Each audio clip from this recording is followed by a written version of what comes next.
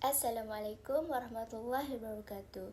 Saya Nova Izzatul Salsabila binti Fairuz, nombor matrik PIB 21084 daripada ASP Kesem 7 akan membentangkan tajuk Pembahagian Harta Pusaka Bahagian Suami. Sebelum itu, kita akan lihat kepada pengertian miras. Dari sudut bahasa, miras bermaksud pusaka atau peninggalan si mati. Sementara dari segi istilah pula, ia merujuk kepada harta benda yang ditinggalkan oleh seseorang yang telah meninggal dunia, dan hak untuk menerima harta tersebut adalah hak waris syar'i. Waris ini menerima harta berkenaan sebagai akibat daripada kematian pewaris tersebut. Seterusnya, kita akan lihat kepada hikmah disyariatkan pembahagian miras. Terdapat 4 hikmah utama yang dapat kita perolehi. Yang pertama, untuk menyampaikan hak dan bahagian kepada orang yang berhak.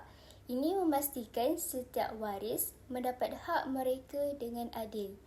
Yang kedua, untuk menguatkan hubungan kekeluargaan dan mengelakkan pertelenggahan dalam keluarga selepas kematian seseorang.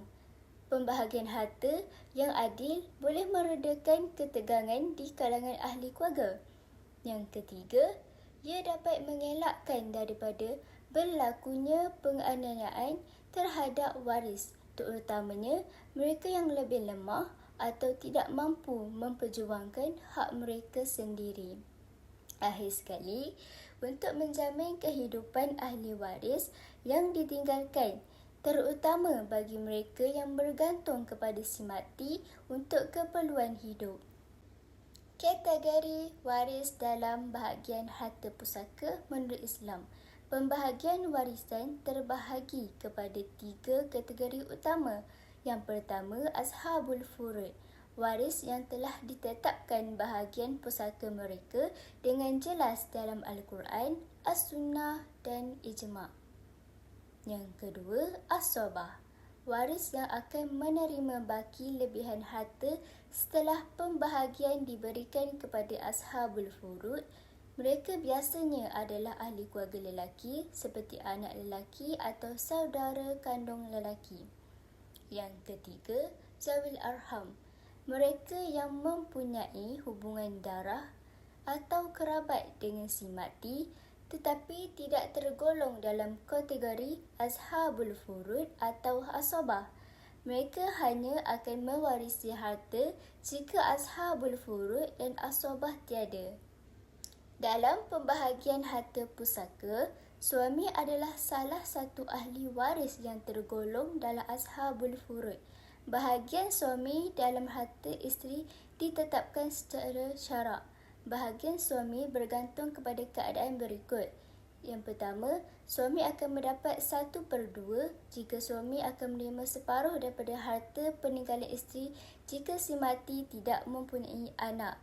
Ini termasuk jika tiada anak lelaki, anak perempuan atau cucu dari pihak anak lelaki. Yang kedua, suami mendapat 1/4 jika si mati meninggalkan anak, sama ada dari suami sekarang atau suami terdahulu.